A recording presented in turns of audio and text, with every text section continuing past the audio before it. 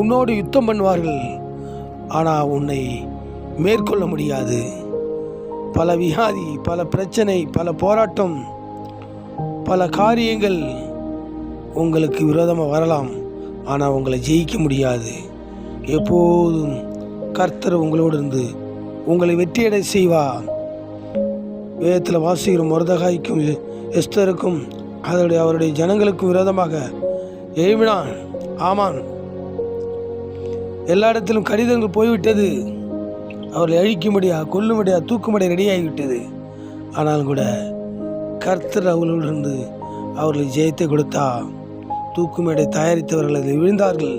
அதில் கர்த்தர் உன்னோடு இருந்து உனக்கு ஜெயத்தை கொடுப்பா.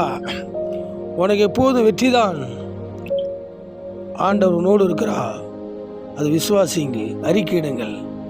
ஆண்டவர் உங்களை ஆஸ்வதிப்பாராக. தேங்க்யூ. God bless you.